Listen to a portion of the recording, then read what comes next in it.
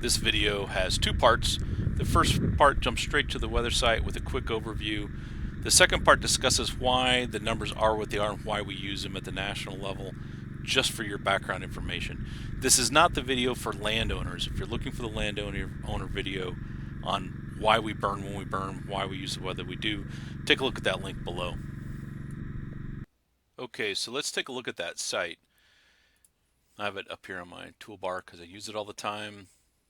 But this is what the site looks like. And that address, this will be on the links below so you can just click to it. But just in case you don't have access to it, preview.weather.gov/edd, and that'll bring up this site. Once it comes up, you'll have all these kinds of cool options to play around with and change. Don't. Your only job, I'm only showing this so you can look at the basic go, no go decision as a fire chief or as a dispatcher, whoever is in charge in your community for looking at this. So we'll pick a location. You can pick anywhere in the United States. Let's just zoom into Kansas. Kansas needs a fire. So we're going to go just north of Manhattan, Kansas. Right here's Tuttle Creek. I can see my roads. I can see my intersections. And let's say that I know the person calling in, the farmer lives right here, and they're going to burn 200 acres. So I can click on that. It'll bring up this tab. The only thing I need is fire weather forecast. I'll click on that. It'll load. Now this can take a lot of time. You're loading a whole bunch of GIS layers to get the information it just spit out. If it hangs up, you may have to close the web and restart it, or your line speed's really low. So this is difficult to get out in the field, but you should be okay. All right, so I'm going to enlarge this so we can see what we're looking at. We have 4 tabs up here. This first tab may be useful for you as a chief, or if you're in charge of giving go, no go decisions. This is going to talk about the fire weather for today and predictions for the future. That can be helpful if it's something you want to get into. This is really, it's not really getting into the weeds, but this is getting more into the weeds than what you want. You want the second tab, and this is just the hourly data for the 3 things we're really interested in, and that is the temperature, the wind speed, and these are the gusts, and the humidity. And the main one that most all of us look at, particularly when we're giving a go, no go, because we're all overworked and we have other things to do, and this was just dumped on us, is just wind speed.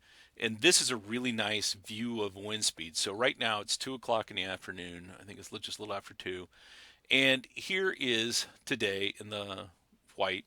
This is tonight, tomorrow, tomorrow night, and 3 days out.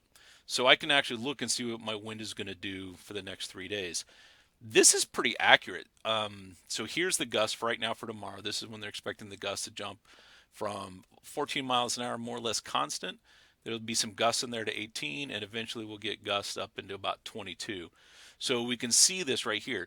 When this starts is plus or minus an hour, and when this ends, plus or minus an hour. So this is pretty accurate. I know that some point during this time, right in here, I'll start getting gusts on a regular basis, and then it'll drop back off.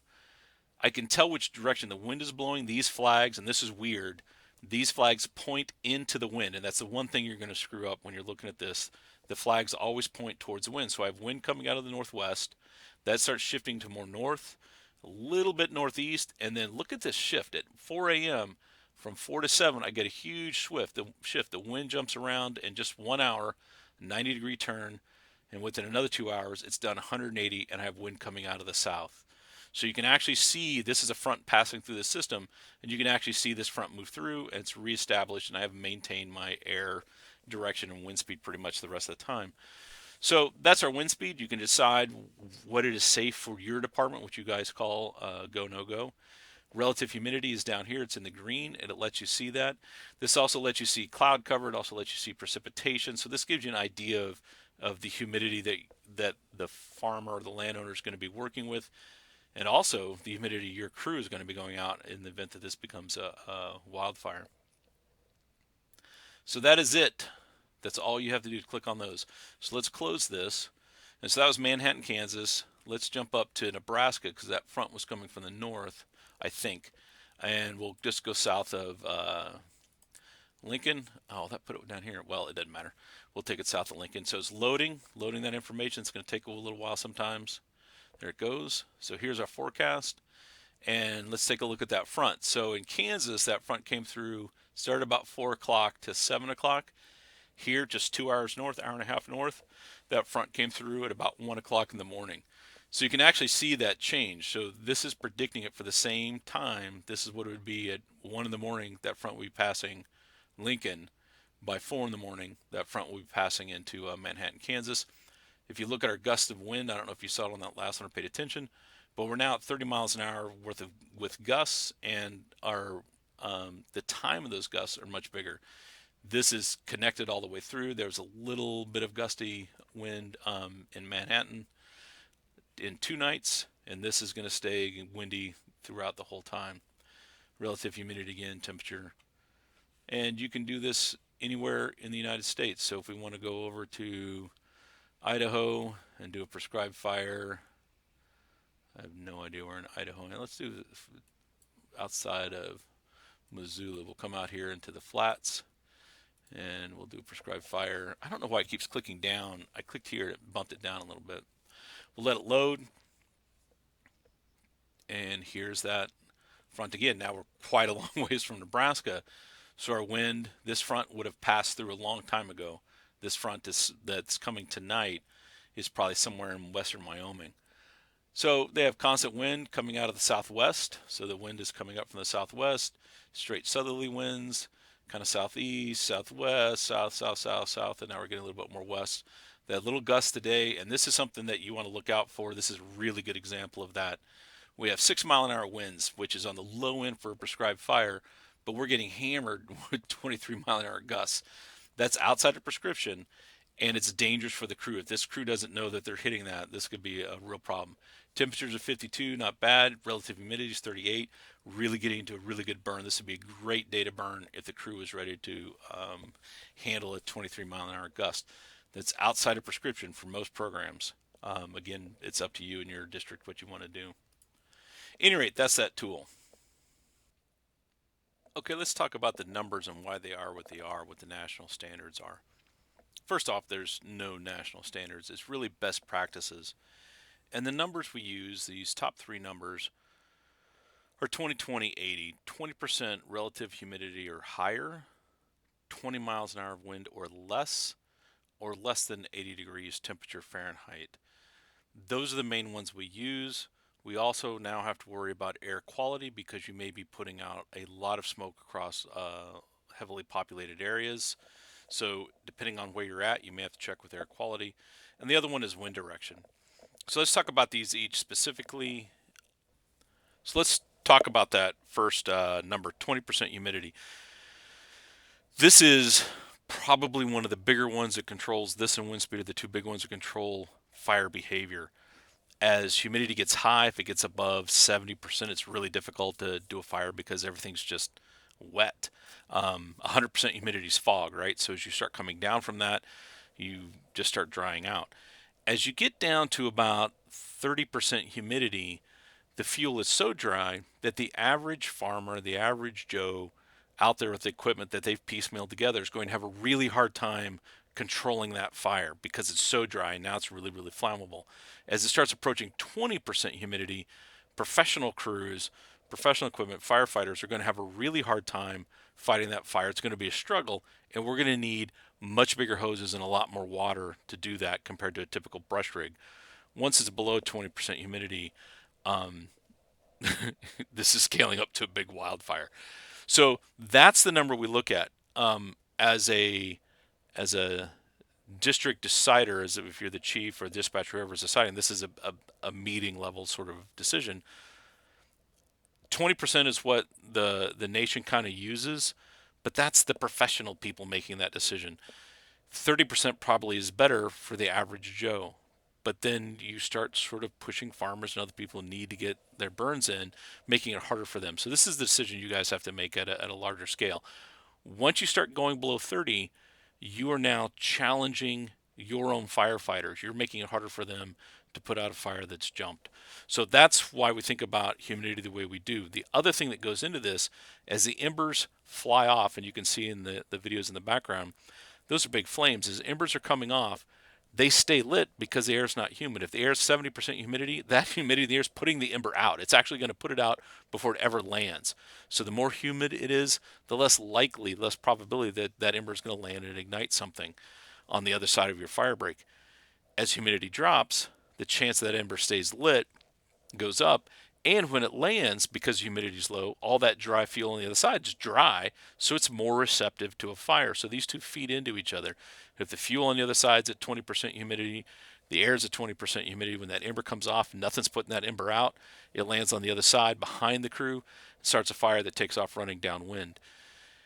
That becomes a monster fire to fight if the crew's not ready for it. If it's not a professional crew and they're not ready for a jump, and those jumps happen behind them, then they're going to lose it. So it's something to think about if you have the average Joe down the street going to burn their 20, 30 acres, and they have a tractor and a kind of a PTO and kind of whatever. They're probably not in a place to be able to handle a jump or two jumps at the same time, which means your volunteer crew, your fire crew is coming out to take that fire. So as humidity starts getting low, it's a good idea to have a cutoff. The national standard is 20. I've been burning for 30 years. At 20% humidity, you're going to have your hands full. And if the wind is up, you just aren't going to be able to win. So all of these kind of work together. So the next one we're going to look at is wind speed. So wind speed is a little different. If they are burning prairie grass, or understory or forest or something like that, you generally need at least 5 miles an hour of wind to keep the wind steady, so you know exactly where the fire is going. That allows us to control it. If it's less than five, the fire can be creeping along through, say, prairie grass and hit a cedar tree. The updraft from the heat from that cedar tree, because it's going to go up, changes the wind for the whole field and starts changing the direction of the fire, makes it hard to handle.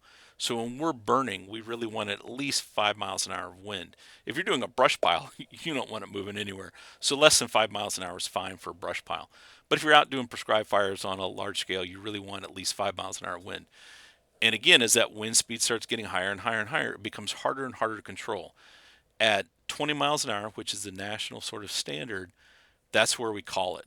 At 20 miles an hour, it's so hard to hold on the line that the crew is really struggling. If you get a jump and it jumps behind you, which is where jumps occur, by the time you can see it, respond, get your trucks turned around, start moving to it, that fire is already gone. I mean, it's moving. So most crews really start puckering, when you get close to 20. Now, if the humidity is 60%, okay, then we're a little more relaxed. But if the humidity is down at 20% humidity, there's no way we're burning at 20-mile-an-hour wind. We'll never catch it. We'll just have to call Texas and let them know we screwed up and it's on its way. So that's how we use wind speed. Most departments that I've worked with, most dispatchers, communities have some cutoff, 10 miles an hour, 15 miles an hour, something like that. 15 miles an hour for a non-professional crew is going to be a struggle. They can pull it off if they have experience, if they've been doing it for a while. Otherwise, maybe 12, maybe 10, somewhere in there. That's a decision you guys have to make at your department, your level. And keep in mind, as you start crunching those numbers down and saying, well, we want to be really safe and no, nothing higher than 10, then you're stopping most of the farmers, most of the land managers from having days that might have otherwise been good. So at a 15-mile-an-hour wind's not bad if the relative humidity's 60%. That's a pretty easy fire to run and control. So these are bigger decisions than just a hard, fast number. But as you get to 20% humidity and start approaching 20-mile-an-hour winds, you just call the next state over and let them know you screwed up and it's on its way. This last one is 80 degrees Fahrenheit. And this is a weird one. In my 30 plus years of burning, I've never seen fire behavior change any significant amount as the temperature goes up. What does change is the crew and crew decisions. At 80 degrees, 80% Fahrenheit, that is the temperature in the shade. If you stand out in the sun, it's a 10% bump, so you're down at 90%. The crew members at 90%. If you're wearing, and that's in shorts and t-shirt, if you're wearing PPE of any sort, that's another 10-15% jump. This is not your fire crew, not your bunker gear guys. This is wildland or jeans and t-shirt guy. Now we're up to 105 degrees. Put that person next to a fire while they're lighting it and controlling it. They're now up to 120, 130 degrees. That individual is no longer making good decisions. They have to rotate out. They have to be really careful about how close they get to that fire. They can work it, but you're now pushing the upper limit of what this crew can do. If your bunker wearing volunteer fire department, paid fire department comes out and has to fight that fire, you're kicking their butt because they're wearing bunker gear and it's killing them. So that's really what the 80 degree comes from. It doesn't change fire behavior, it changes people's decisions, their ability to make good decisions, and their ability to stay and fight and maintain a fire. They're much more likely, if this is the average Joe or even a wildland crew or whatever, to give up early because they are completely worn out, as opposed to had they gone and had to fight a fire on a 50-degree day, it's much easier. Again, this is a hard one to mess with. In most places that I've worked with, dispatch um, just don't care about temperature. If the landowner wants to go out and bake themselves at 100-degree temp, we've all kind of said, well, it's up to them. But keep in mind, you're also telling your crew, hey, yeah, they collapsed out on the fire line. You got to go send an ambulance out, pick them up. And guess what? You got a fire to fight. So another thing to think in mind, these are the three big ones that we look at when we go out and do a prescribed burn. The temperature is something we care about because it's our crew that we're baking, right? So it is something we think about. Air quality is weird. We're finally getting to the point where we're really looking at air quality and trying to find a way not to smoke out cities. If any of you have been in the Flint Hills, we've smoked out Lincoln and Nebraska from Manhattan on numerous occasions. Um, so we're getting to the point where we're really doing a better job looking at it, being able to predict it, and looking at where our wind goes. As dispatch, it may be up to you to call the health department for the city that you're in to find out if it's okay to burn. In Nebraska, we've kicked it to the homeowner, landowner, which is what we should do. There's not a lot of regulation in that, but it's just something to check into. You may have to be in charge of saying yes or no based on air quality. That becomes insane because let's say the wind is coming from the west and going to east. Well, anybody on the west side of town shouldn't be burning because they're going to smoke out the town. But if you're on the east side, if you're downwind, then you should be able to burn because it's going to disperse out away from the town. That takes more mental power on the side of dispatch or whoever's making the decision. It's no longer just a quick decision. You really have to sit and think about it. So most places have just kicked that to the landowner, and it sort of works. It's just something for you to think about. And the last one, and we just mentioned this, is wind direction. This is important for two things: smoke and where's the fire going to go. So as you start getting into the marginal burning conditions, that humidity starting to drop, wind speed starting to pick up, you might want to say, listen, you're burning right towards the school. I can't have you doing that. You can burn that chunk of land, but I need the wind coming from the south blowing away from that school because we're not losing a school because of a screw up. So again, that's a bigger decision, something that they would have to, in my mind, provide dispatch with real training and real time. And this is the thing that dispatch gets screwed on. If you're being called on to ask to make that go no go decision, that's not an instantaneous decision. That takes 5, 10, 15, 20 minutes per call to call back and say, yep, we looked at it. This is what it is. This is why we're saying yes. This is why we're saying no. So wind direction changes where the smoke is going. And if it jumps, it changes where the fire is going. So this includes roads and highways. The homeowner is responsible if they put smoke across the highway. They're responsible if they put smoke into homes and damage homes with smoke damage. Um, at some point, God knows, it's going to come back in dispatch's face.